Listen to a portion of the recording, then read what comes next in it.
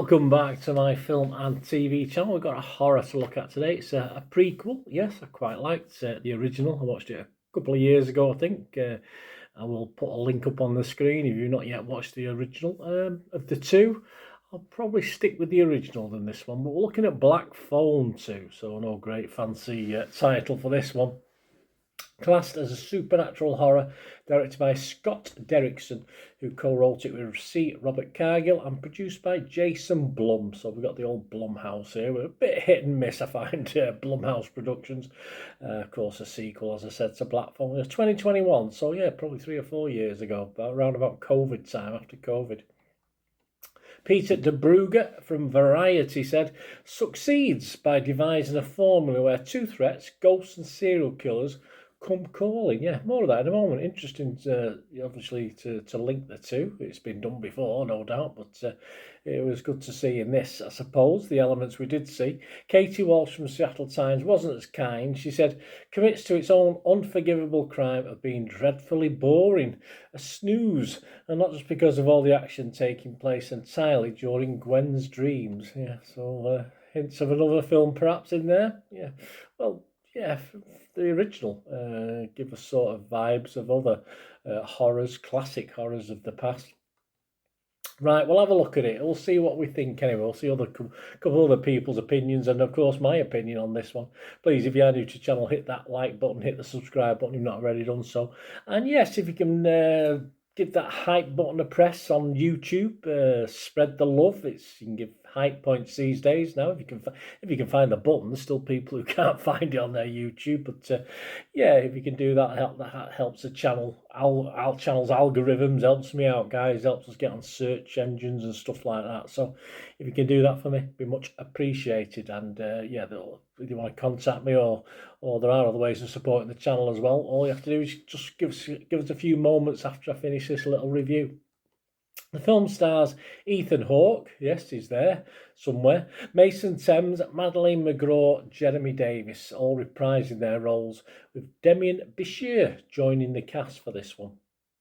It was released in the United States on the 17th of October by Universal 2025, and I am doing this review on the 23rd of October 2025, so about a week later. Check your territories for availability of this if you fancy watching it. What's it about? Well, we start with Finn, of course, who was in the original. He's now 17 years old, so he's only a young teenager in the original. Struggles with life after his captivity. Yes, the old grabber had him. His sister begins receiving calls in her dreams from the Black Phone and seeing disturbing visions of 3 boys being stalked to winter camp known as Alpine Lake. So you've got a camp, you've got nightmares, sort of real nightmares, stuff like this. A phone booth, of course. So there's lots of little homages to other things. I thought the first half of the film, these are my thoughts now, was a little bit dragged out. There was a sort of supernatural stuff tended to take over at times. It certainly livened up, and it sort of become more watchable in the second half, just about in a more typical horror style. Yes, it's Nightmare on Elm Street vibe. Helps, of course it does. Great films. I love even the rubbishy ones I quite like. Though, of course, it does fall well short of the best of those, and just about matches perhaps some of the lesser efforts in the franchise as well. But yes, there are homages to that, and other things like perhaps It as well, a little bit of a homage to it in there. So there are sort of relevance to other great horrors of the past. But for me, it only ever really got going during these sort of dream sequences, and in the long run, there's sadly not enough of these to sort of make this an addictive watch all the way through. I thought, as Peter de Brugge mentioned before, that the ghost and serial killer element was a good way to go, but it never sort of quite built on the idea, never gave it full throttle, never went full throttle on it. Within, let's face it, was 105 minutes runtime, this an hour and 45 minutes. I genuinely like Black Phone 1. I thought it was quite clever, so I did look forward to this. But it just needed to get going a little quicker than this one. And as I said, it dragged over 105 minutes, and it just doesn't work overall. I mean, 20 to 30 minutes perhaps on the cutting room floor might have helped.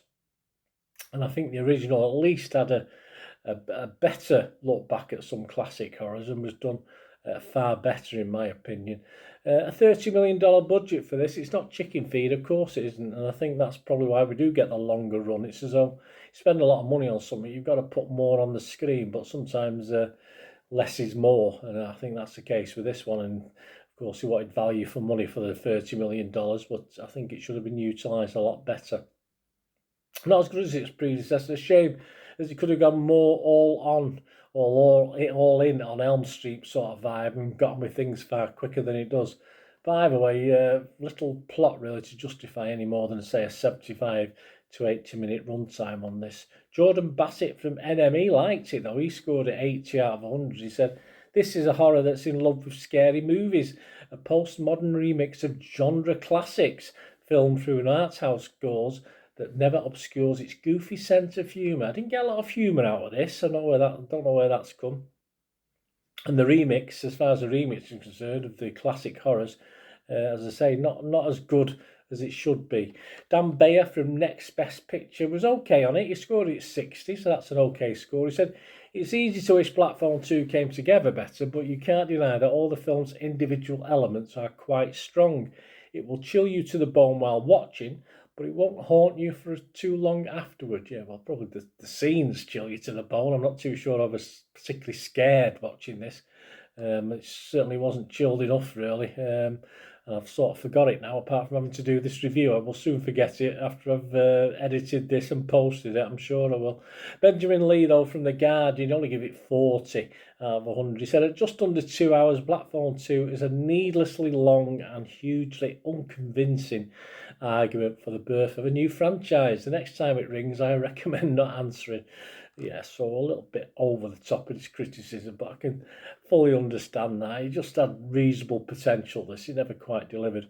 The last 10 minutes, yeah, that had been replicated in any way whatsoever during the first 90 minutes or so of the film, it would have been a lot more interesting, because I did enjoy the end. Yeah, that's about it. It's not awful, don't get me wrong. There's some okay bits in this. It just nothing special. It just doesn't stand out at all. Say once watched, easily forgotten. Score-wise, it's doing okay. 73% of Rotten Tomatoes critics liked it. 106 fresh. A fair chunk of rotten, 39, but you know that's still a reasonable chunk. And I'm going to go fresh as well, because I'm sort of 51-49 split on this. It could have easily been rotten, but you've only got fresh or rotten, so I'll go rotten. The consensus of the website Rotten Tomatoes says, "Taking the consequences of its predecessor seriously, Black Phone 2 is a chilling sequel." Yeah, it is. It's set in the cold. That mines memorable scares and thought-provoking themes from scars that linger.